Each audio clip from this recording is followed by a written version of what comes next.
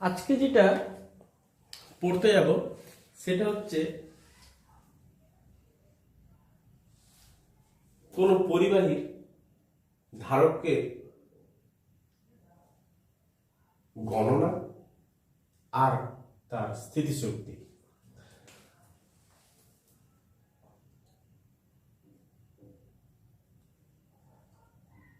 পরিবাহী গোলকে ধারকত্বের গণনা আর স্থিতিশক্তি পরিমাপ।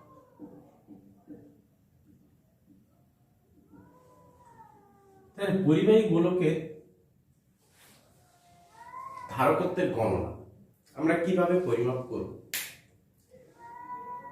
না, পরিবাহী গোলকের ধারকত্ব গণনা করতে গেলে ধারকত্ব ইকুয়াল টু আমরা কি পড়েছি, C equal to Q by V.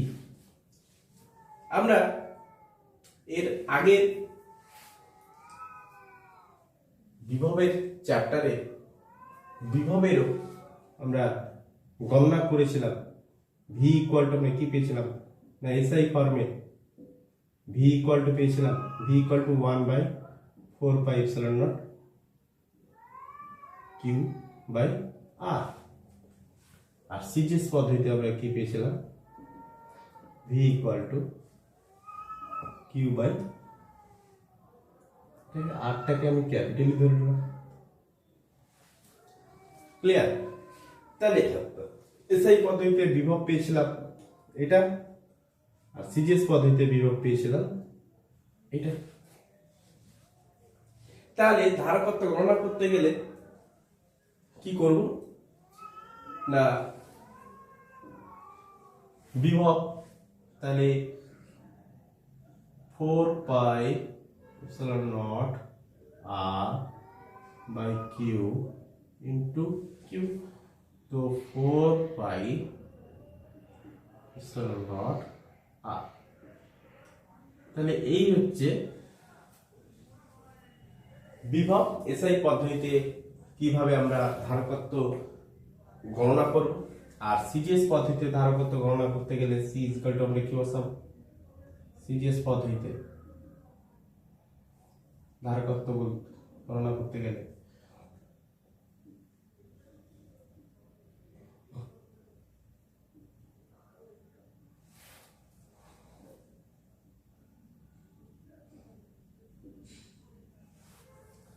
তো সি ইকুয়াল টু আর।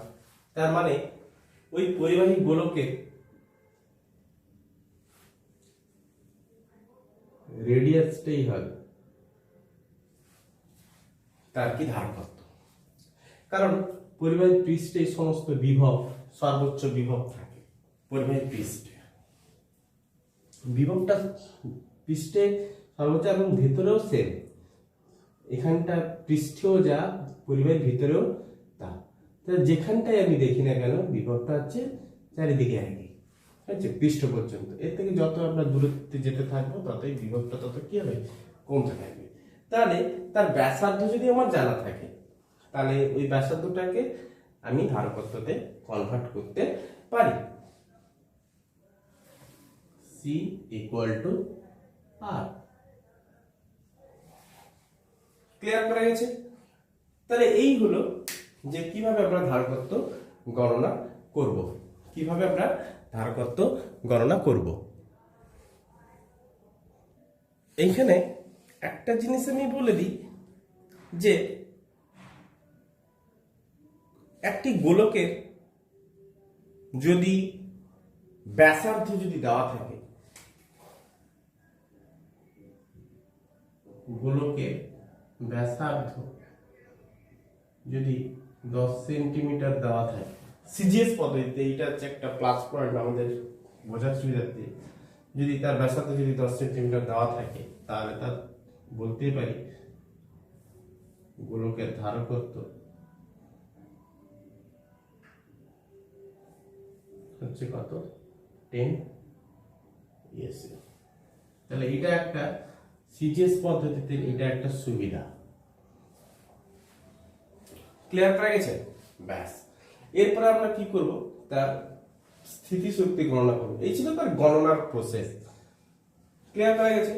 এরপরে আমরা স্থিতিশক্তি গণনা করব। না তুলে নাও, এটা মুছে দেবো দিলে।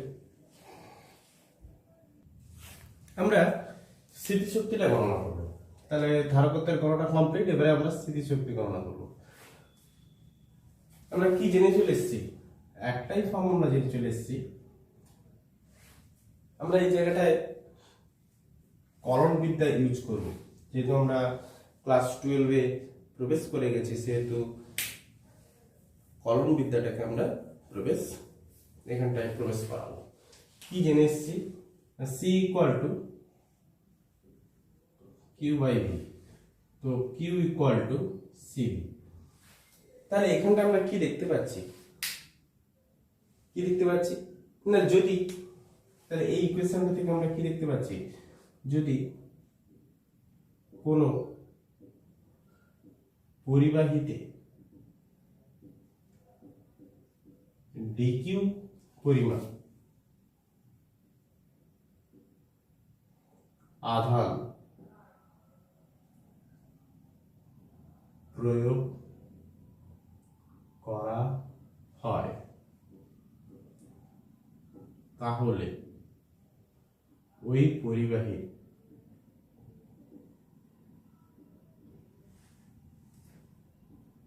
ডেল ভি পরিমাণ বিভব বৃদ্ধি পায়। তাহলে যদি ডিকিউ পরিমাণে যদি আমরা আধান প্রয়োগ করি, তাহলে তার ডেল ভি পরিমাণ বিভব বৃদ্ধি পাবে। তাহলে ডেল ভি পরিমাণ, তাহলে ডিকিউ পরিমাণ আধান যদি আমাকে প্রয়োগ করতে হয়, তাহলে আধান আমাকে প্রয়োগ করতে গেলে ওই গোলকটার উপরে বা ওই গোলকটা যেহেতু এখানে ধরেছি বা ওই পরিবাহীটার উপরে আমাকে কি করতে হবে? কার্য করতে হবে।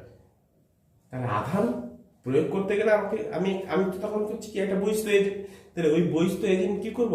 আমি তারপর একটা কার্য করব। তাহলে কার্য ইকুয়ালটা আমরা কি পড়ে এসেছি? না কার্য ইকুয়ালটা আমরা কি পড়ে এসেছি? তাহলে এক্ষেত্রেও কার্যটা কি হবে? খুব ক্ষুদ্রই হবে। তাহলে কার্য ইকুয়াল টু কি হবে? না কার্য equal to del W equal to আমরা কি পড়েছি? V DQ.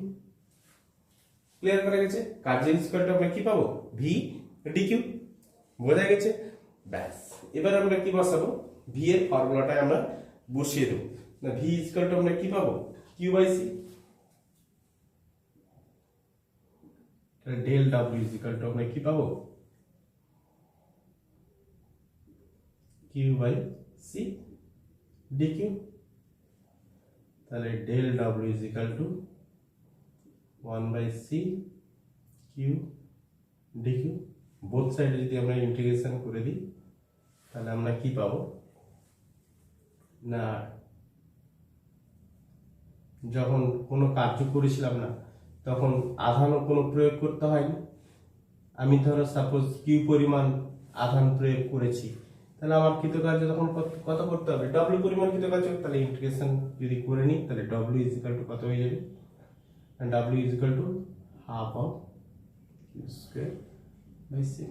তাহলে এটাই হচ্ছে আমার কি? স্থিতিশক্তি।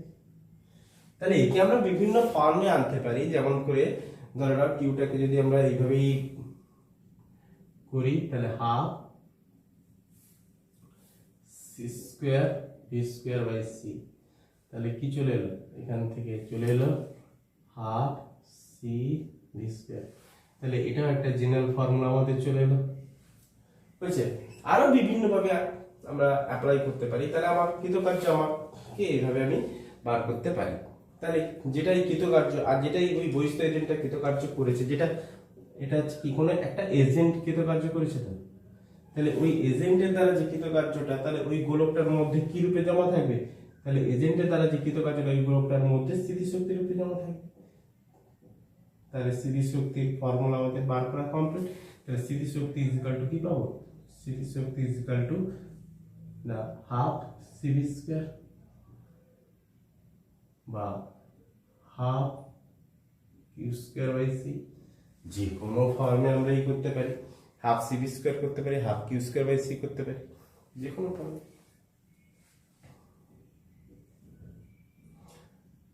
এই ছিল আজকে পরিবাহী গোলকের ধারকত্বের গণনা ও স্থিতিশক্তি।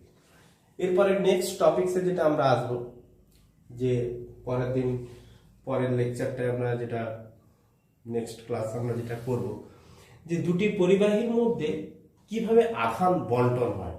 তাহলে নেক্সট ক্লাস আসছে কি, নেক্সট ক্লাস আসছে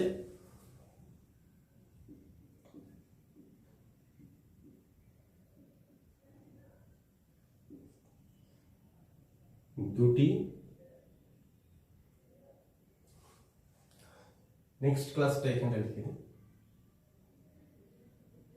দুটি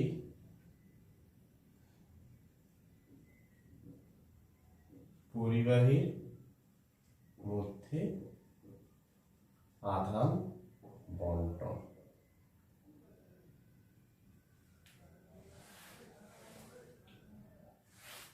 আচ্ছা, এটা হচ্ছে আমাদের নেক্সট ক্লাস। ব্যাস, আজকের মতো এইটুকু থাকলো।